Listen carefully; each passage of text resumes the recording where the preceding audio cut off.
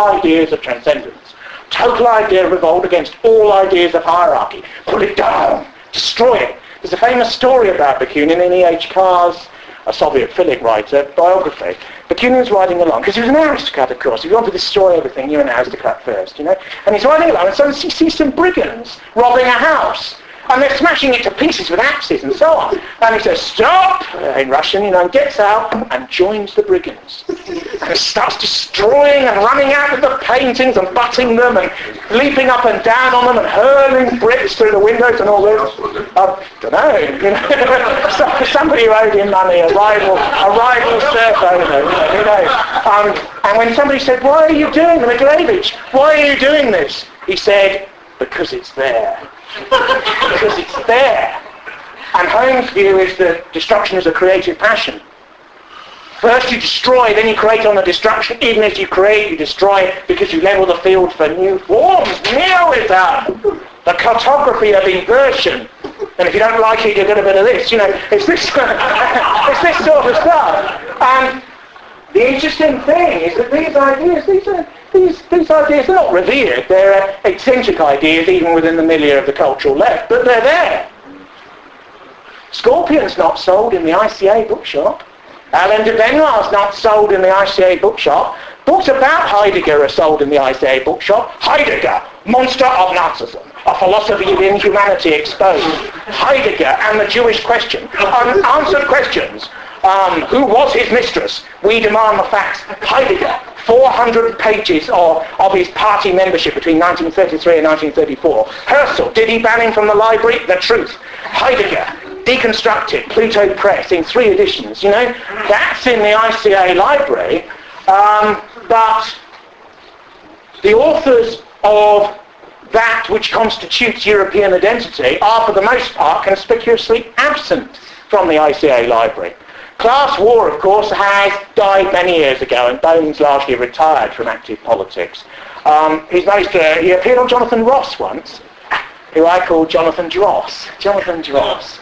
And he appeared wearing a wig, screaming and ranting. But it was just treated as a freak show, you know, just something to laugh at, really. However, from our point of view, not altogether laughable, because a group called Antifa emerged from class war. Antifa would very much like to beat us all to death. I mean, they really would. And but they're very small and, you know, of little significance. The interesting thing is he was drawn to class war because they're situational. Because it's not going to succeed, is it? But you create a happening space. You create action art in society. You do. Remember the March on the Rich? Bash the rich. Remember the marches in Henley? Bash the rich, bash the rich. You know, and this sort of thing. Bored policemen, drongos and hippies and white Rastafarians, people with sort of purple Mohicans and this sort of thing, walking along, surrounded by the special patrol group, screaming execration at the bourgeois class and that sort of thing. That's all good fun, you know. And then they go back on the train up to Twyford or wherever it was, you know.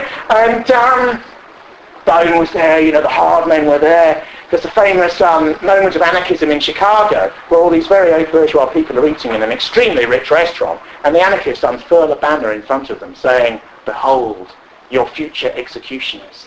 And all this. And they love this sort of sport as play, as action, as theory. Anarchism, unlike communism, has a theory, because of course anarchism's to the left of communism. Anarchism has a theory called direct action on the anger of the class. Which of course is terrorism, really. I mean, they don't call it that, but that's essentially what it is. And these sort of stunts, even that class war stunt, make the middle class afraid, you know.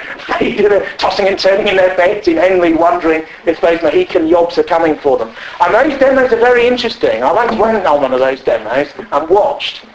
And the hardcore anarchs, the hardcore activists stand at the back. They throw forward the hippies and the drongos and the others, and they're the ones who are beaten by the special patrol group or whatever the riot squad's called now, and they're on the ground and they're covered in blood, and the policemen step on them and kick them. This was the 80s. I mean, I saw it with my own eyes. You know, it's not travesty of British behaviour. I saw it, you know. But the hardcore activists in leather jackets are at the back, and when one goes down, there's another there, you know, because the masses are just fuel for anarchy. The point of these doctrines is that you open a space in the society where you can create new forms. Because when you open a space, anything can happen. You know? If you assassinate a politician, anything can happen. That's why they used to assassinate him all the time in the 19th century. So these sorts of ideas of rage and deconstruction and alienation, particularly impinging on all forms of identity, I've probably reached their high watermark, but the very fact that they can be canvassed, the very fact that they're in the ICA, they're in the ENO, they're in the theoretical book branch of the National Theatre, all state subsidised, there's tens and tens of millions of pounds are spent on these institutions every year through the art boards and so on. The fact that these ideas are in the Western Academy is a testament to the fact that communistic doctrines of radical destruction and deconstruction have taken over the mindset in the society. People who speak against them are, well, they're nowhere to be seen, basically, because they're sort of terrified. They're partly waiting for the next fad, really, in the hope that some of this stuff will wash away. But the interesting thing is that they always know what they're against. If Holmes is certainly aware of the new right. He used to edit a magazine called Smile, which was a nihilist communist magazine. That's what it said on the front. It's like, you go to Smith's, would you like to buy a nihilist communist magazine? Smile. And it would have, it would have a picture about Lenin, it would have an article about Lenin, it would have an article about the Bono gang, then it would have a diseased genitals. Because it's to shock the bourgeois audience, so to express the hatred of the masses. And in that transgression you open up a moral space for more radicalism of the mind and of the spirit.